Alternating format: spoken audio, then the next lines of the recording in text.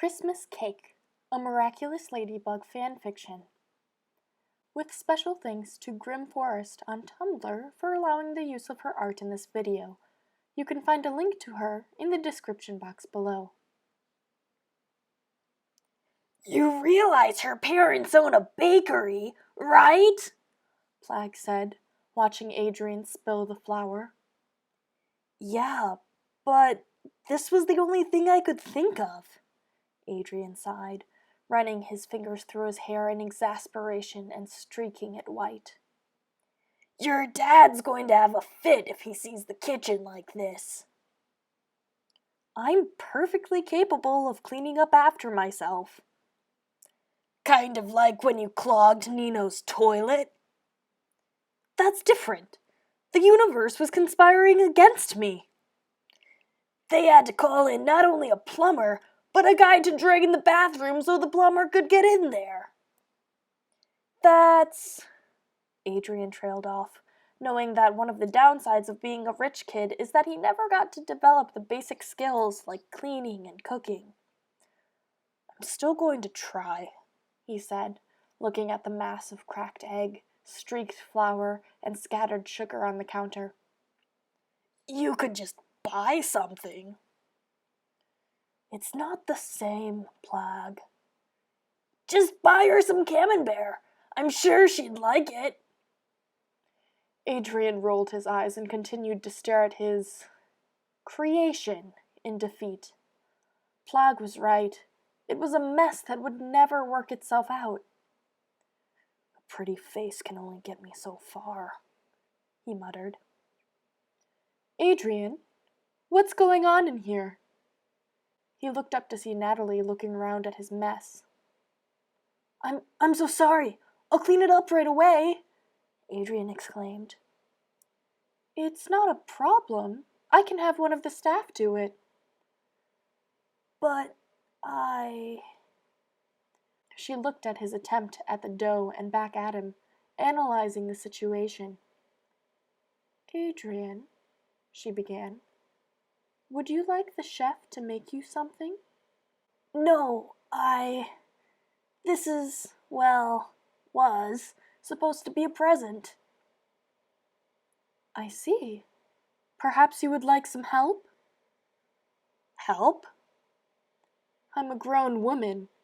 I have a few baked goods stored in my arsenal of cooking skills. Really? You'd help me? As much or as little as you'd like. Okay. He watched as she put on an apron and held out one for him. He put it on tentatively, unsure of what to expect. What were you trying to make? A small buttercream cake. Okay, there are eggshells in this mix, so do you mind if we try again with a fresh batch? Yeah, that sounds like a good idea, Adrien chuckled, acknowledging his lack of talent. Let's see, there's the vanilla, sugar, cornstarch, baking powder, egg. Adrien? Yes? Please get out the butter.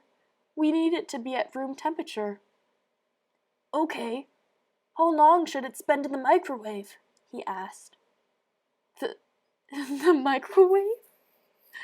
Nathalie furrowed her eyebrows for a moment before bursting into laughter. What? I'm sorry. It's just... You really don't know how to cook. Adrien took a sharp breath at his weakness being called out, but was pleasantly surprised by his father's secretary's entertainment. Why shouldn't I just microwave it? Because we want to fold in the butter, not add it like dairy juice, she giggled. It took a moment for her comment to register. Had that been a joke? He tried to bite back a laugh and failed to do so, exposing the kitchen to his laughter. The chef poked his head in a moment later to see what the ruckus was about, stunned to see the aggressed son laughing alongside Nathalie. Perhaps he should have minded his own business, but the chef stood there for a few moments in disbelief. By the time they had gotten the mix into the pan, Nathalie had chucked flour at Adrien, slipped on an egg yolk, and rubbed vanilla on her neck while joking that she had made the next hot kosher fragrance. The boy was a different type of chaos entirely. He had styled his hair with the spilled egg yolk as a joke, pretended vanilla was a substitute for henna tattoo ink, and shoved his arms into the flour bag until it reached his elbows in hopes to launch it at Nathalie in an act of revenge. "It looks ready," she said, putting on gloves to take the cake out of the oven. "Go take a shower while it cools. I'll frost it, and you can top it with raspberries, okay?" Deal.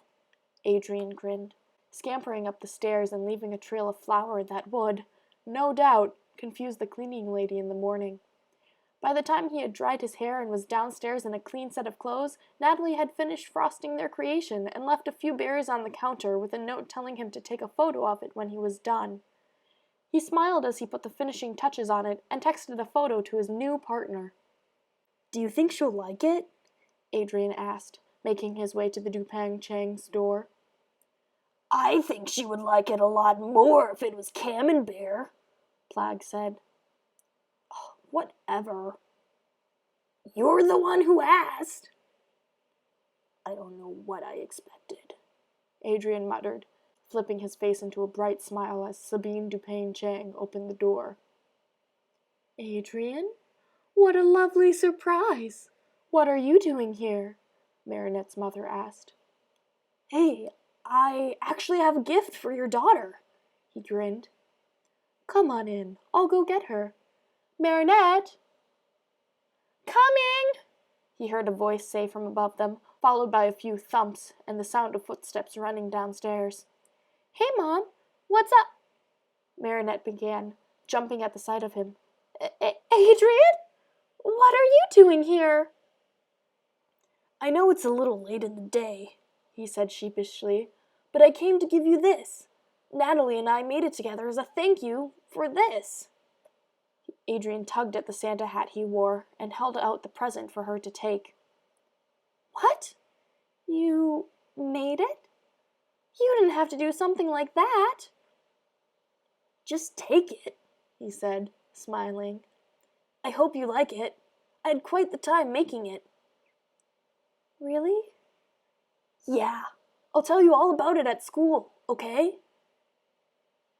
"Okay." "Great." He turned to leave, completely oblivious to the shade of pink his friend had turned, as well as the stifled giggles her mother was making. "Dude," Plag groaned, unhappy at the cold cutting through him once they stepped outside. "What?" "You're so oblivious." "To what?" To be young again."